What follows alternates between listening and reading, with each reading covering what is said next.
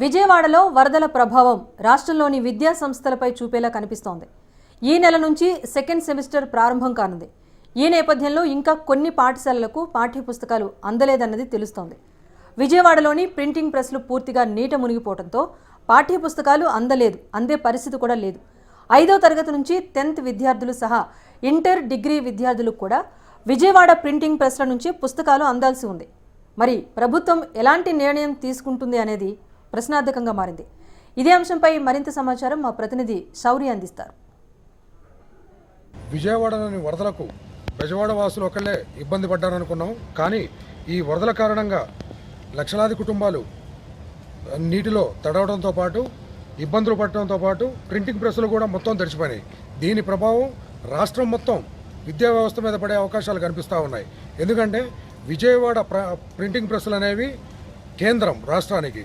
ఈ విజయవాడలో ప్రింటింగ్ అయిన పుస్తకాలు, స్టడీ మెటీరియల్సే రాష్ట్రం మొత్తం ఉన్న ప్రైవేటు, ప్రభుత్వ విద్యా సంస్థలన్నిటికీ ఇక్కడి నుంచి డిస్ట్రిబ్యూట్ అవుతాయి. కానీ ఈ విజయవాడలో ఉన్న 18, 19 ప్రింటింగ్ ప్రెస్లు మొత్తం నీట మునిగిపోవడంతో అక్కడ ఉన్న మెటీరియల్ మొత్తం తడిచిపోయింది. అక్కడ నుంచి మెటీరియల్ బయటకు వచ్చే పరిస్థితి లేదు. ఇప్పటికే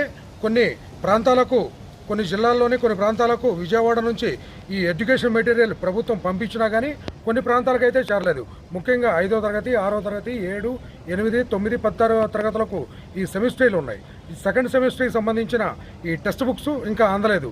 అయితే ఈ టెక్స్ట్ బుక్స్లో ముఖ్యంగా లాంగ్వేజ్లకు సంబంధించిన తెలుగు కానీ లేకుంటే ఇంగ్లీషు, హిందీ వీటికైతే సెకండ్ సెమిస్టర్ లేవు. కానీ మ్యాథ్స్, ఈవీఎస్, సోషల్ వీటన్నిటికీ సెకండ్ సెమిస్టర్స్ ఉన్నాయి. అయితే ఈ నెల నుంచి ఈ సెకండ్ సెమిస్టర్ స్టార్ట్ అవుతూ ఉంది. కానీ చాలా ప్రాంతాల్లో చాలామంది విద్యార్థులకు ఇంకా ఈ ఎడ్యుకేషన్కి సంబంధించిన టెక్స్ట్ బుక్స్ ఇంకా చేరలేదు. అదేవిధంగా ఇంటర్మీడియట్, డిగ్రీ, పీజీలకు ఈ సెమిస్టర్లు ఉన్నాయి.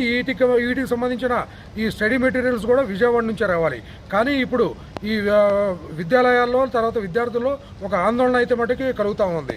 ఇంతవరకు మాకు టెక్స్ట్ బుక్స్ రాలేదు, ఎప్పటికి వస్తాయి ఏంటి అనే పరిస్థితి ఉంది. టీచర్స్ కూడా విద్యార్థులకు ఈ పాఠాలు చెప్పాలంటే టెక్స్ట్ బుక్స్ ఉండాల్సిందే. టెక్స్ట్ బుక్స్ లేనిదే పాఠాలు చెప్పలేరు, పిల్లలు కూడా చదువుకోలేరు. అయితే ఇది ఒక పెద్ద సమస్యగా ఉంది.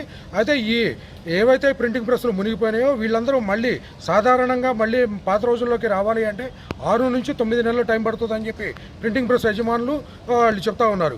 మరి ఈ కాలంలో ప్రభుత్వం ఏం చేస్తుంది, విద్యార్థులను ఏ విధంగా ఆదుకుంటుంది అన్నది ఇక్కడ ఒక పెద్ద సమస్య. అయితే ఈ పీడిఎఫ్ల్లో ఈ ఎడ్యుకేషన్ సంబంధించినవి పంపిస్తారా, లేకుంటే ఇతర రాష్ట్రాల్లో టెక్స్ట్ బుక్స్ ప్రింటింగ్ చేస్తారా, వీటికి మళ్ళీ టెండర్లు పిలుస్తారా ఏంటి అన్నది ఇక్కడ తేలాల్సిన విషయం. అయితే మనతోటి ఇదే సబ్జెక్ట్ మీద మాట్లాడడానికి విద్యార్థి జేఏసీ రాష్ట్ర అధ్యక్షుడు రాయపాటి జగదీష్ ఉన్నారు. ఆయనతో మాట్లాడదాం. సార్ చెప్పండి, ఇప్పుడు రాష్ట్రంలో విద్యార్థులందరికీ పుస్తకాలు పంపిణీ కావాల్సింది విజయవాడ కేంద్రంగా ఉన్న ప్రింటింగ్ ప్రెస్ల నుంచి. కానీ ప్రింటింగ్ ప్రెస్లు మొత్తం నీట మునిగిపోయినాయి. ఇప్పుడు అక్కడ నుంచి టెక్స్ట్ బుక్స్ వచ్చే పరిస్థితి లేదు. కొన్ని ప్రాంతాలకే టెక్స్ట్ బుక్స్ సెకండ్ సెమిస్టర్కి సంబంధించిన టెక్స్ట్ బుక్స్ అందినాయి. ఏంటి అసలు ప్రభుత్వాన్ని మీరు ఏం డిమాండ్ చేస్తున్నారు? విద్యార్థులకి రాబో ఈ సమస్య నుంచి ఏ విధంగా గట్టెక్కితే మంచిగా ఉంటుంది అంటారు? ఈరోజు విపత్తులు అనేవి చెప్పకుండా వస్తాయి. అయితే గతంలో రాష్ట్ర ప్రభుత్వం చంద్రబాబు నాయుడు ముఖ్యమంత్రి అయిన తర్వాత ఏ అయితే జగన్మోహన్ రెడ్డి ఫోటోలు ఉన్నా కూడా పర్వాలేదు, విద్యార్థులు చదువు ఆగకూడదని చెప్పి అన్ని స్కూళ్ళకు కూడా కొన్ని పాఠ్యాంశాలు, పుస్తకాలు పంపిణీ చేశారు. అయితే ఇప్పుడు అనుకోకుండా విజయవాడలో వరదలు రావటం వల్ల మరి ప్రింటింగ్ ప్రెస్లో ఉన్న మరి విద్యార్థికి సంబంధించిన టెక్స్ట్ బుక్లు అన్నీ కూడా మునిగిపోయినాయి.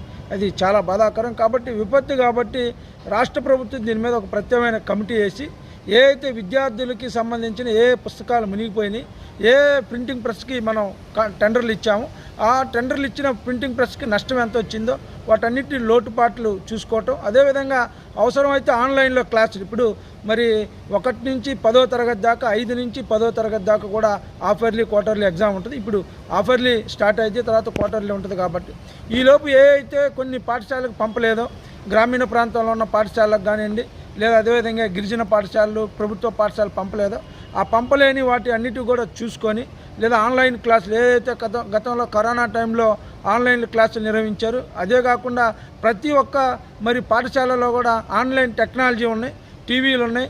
అదేవిధంగా ఎల్ఈడి స్క్రీన్ల ద్వారా ఆల్రెడీ మొత్తానికి కూడా ట్రైనింగ్ అయ్యి పాఠాలు చెప్తున్నారు. కాబట్టి దాన్ని ఏ విధమైనా కూడా ఒక విద్యా సంవత్సరం విద్యార్థులకు నష్టం రాకుండా మరి కూటమి ప్రభుత్వం న్యాయం చేసి విద్యార్థులను ఆదుకోవాలని చెప్పి, అదేవిధంగా ప్రింటింగ్ ప్రెస్లను కూడా మరి సహాయ కార్యక్రమాలు అందించాలని మేము కోరుకుంటున్నాం.